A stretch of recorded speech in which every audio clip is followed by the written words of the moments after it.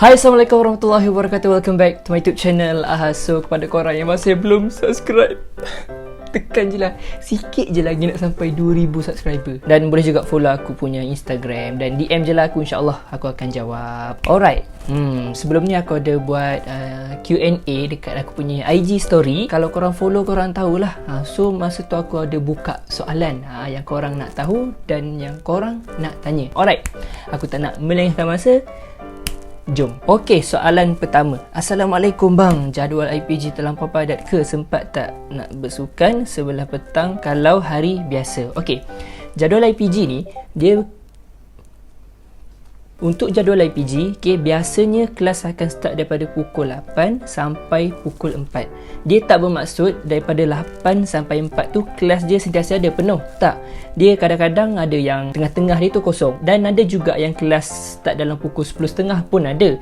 Tapi biasanya student daripada pukul 8 sampai pukul 4, 4.30 macam tu, dia akan stay dekat kampus lagi. Dia takkan pulang ke asrama ataupun ke rumah sewa. Lepas daripada habis waktu pukul 4 tu, petang tu lah korang boleh nak bersukan. Digalakkan sangat lah untuk korang bersukan daripada duduk je dalam dorm. Boleh outing bila-bila masa je ke? Okey, yang ini dia bergantung kepada IPG.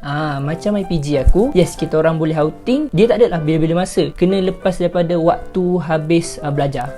So bila korang keluar, paling lewat untuk korang balik ialah pukul 11. Kalau lebih daripada tu, kena kunci. Kena kunci mana-mana korang lah, tidur kat mana kan. Sebab kita orang ada student yang duduk dekat rumah sewa. So dia tak nak lah ada orang yang main masuk keluar macam tu je. Okay, seterusnya, saya pun tak tahu nak tanya apa.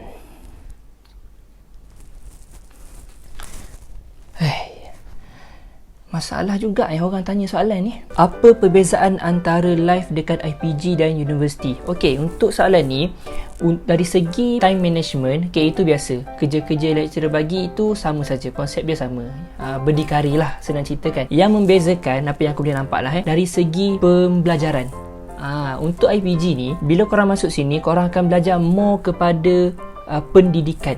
Of course lah, sebab korang kan keluaran untuk jadi seorang guru. Pembelajaran dekat sini kebanyakannya korang akan banyak diterapkan dengan pembelajaran kanak-kanak. Macam mana kanak belajar, pemikiran kanak-kanak, apa yang kanak-kanak suka. Dia more kepada macam itulah. Dan lecturer sendiri pun, biasanya lecturer akan cakap-cakap berkaitan dengan sekolah rendah, pasal kanak-kanak. Tapi dekat universiti, aku ambil contoh lah, contoh course engineering, architecture, doktor ke, mereka belajar untuk kefahaman mereka sendiri. Contoh doktor, dia belajar untuk dia bedah orang. Dia tak suruh orang lain yang bedah, betul tak? So dia belajar untuk dia je yang faham, bukan dia nak fahamkan orang lain. Tapi dekat IPG, korang belajar untuk mengajar. So korang kena memahami orang.